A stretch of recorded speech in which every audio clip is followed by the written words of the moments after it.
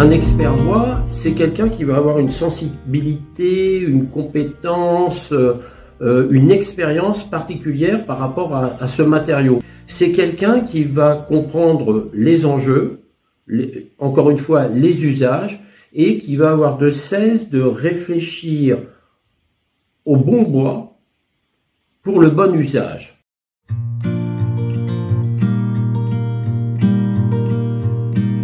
Et puis la forêt, ce sont aussi, pour utiliser un mot savant, des services écosystémiques.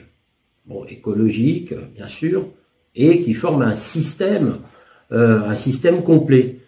Bien sûr, par rapport à la qualité de l'eau, des sols, de l'air que nous respirons, de la biodiversité que cette forêt renferme. Avec les océans, ce sont les deux endroits où il y a le plus de biodiversité. Et puis, puisque le sujet est dans l'air du temps, si j'ose l'expression, bien sûr, ce lien au carbone, puisque les arbres, comme on le sait, capturent le CO2 dans l'atmosphère et le stockent sous forme de carbone dans le bois.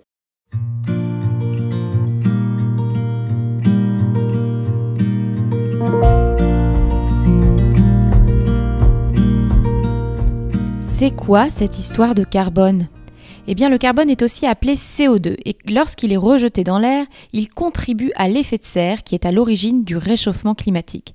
Les forêts jouent donc un rôle fondamental dans la régulation du carbone car elles l'absorbent et le stockent.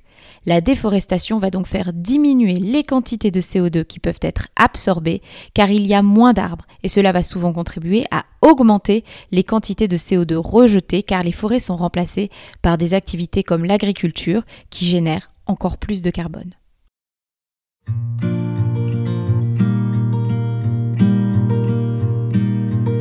Sauver la planète, c'est déjà commencer par respecter ce qui nous est donné. C'est bien sûr éviter de convertir la forêt.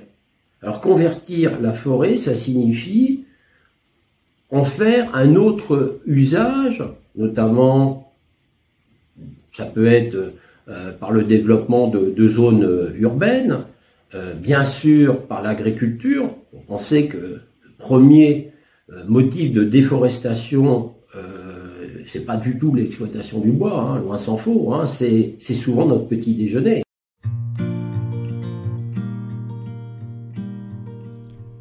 Près de 75% de la déforestation est liée à l'activité agricole, que cela soit pour des raisons commerciales, pour exporter du soja, de l'huile de palme par exemple, ou simplement pour la subsistance des populations locales. La construction de villes ou d'infrastructures contribue également de manière significative à la déforestation, tout comme l'activité minière. Enfin, l'exploitation du bois illégal ou non durable va contribuer à la dégradation de la forêt. Cela signifie que les arbres repousseront moins bien, que les sols seront de moins bonne qualité. Il est donc très important de respecter la forêt et de savoir comment les arbres ont été coupés. Alors, il y a une expression que j'aime bien, ou un slogan moi, qui est utilisé par la branche des Nations Unies pour l'alimentation et l'agriculture, qui est la FAO, c'est un bois durable pour un monde durable. Je pense que c'est une phrase très courte, tout est simplifié là-dedans, mais c'est une idée de créer des chaînes de valeur durables en maintenant le fameux triptyque, à la fois des avantages sociaux pour les personnes, bien sûr la conservation environnementale et créer de l'économique. Parce que le sujet forestier lié au bois et à la déforestation, c'est intéressant de le comprendre aussi d'un point de vue économique par rapport aux emplois créés sur place. Ce sont des emplois qui sont généralement non délocalisables.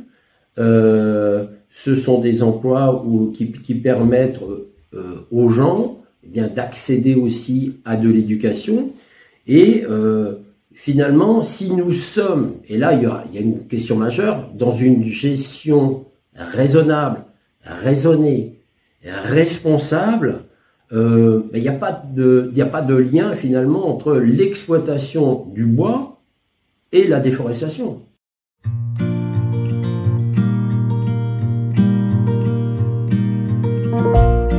Couper un arbre, pour ceux qui ont lu les albums d'Astérix et d'Obélix, moi je suis forestier, je suis quelqu'un du bois, et en même temps, c'est toujours un rapport complexe.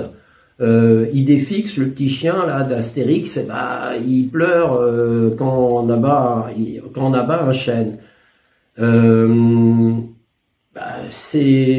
C'est un sentiment, une réaction normale. Bien couper un arbre, c'est couper le bon arbre au bon endroit, au bon moment et bien sûr dans de bonnes conditions. Un chêne met près de 100 ans à atteindre l'âge adulte, il ne faut donc pas le couper trop jeune. De la même manière, on ne doit pas couper trop d'arbres au même endroit. Dans les forêts tropicales du bassin du Congo par exemple, au sein des forêts gérées de manière durable, seulement un arbre par hectare est coupé tous les 25 ans. Il faut également penser à replanter d'autres arbres quand on en coupe un.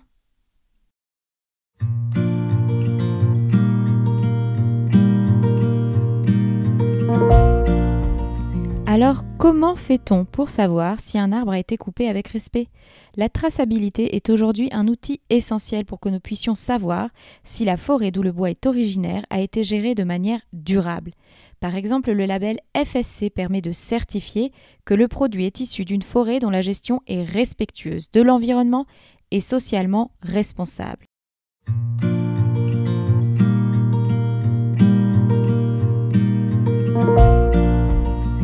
Nous sommes des consommateurs. C'est important de savoir comment ce que l'on consomme a été produit.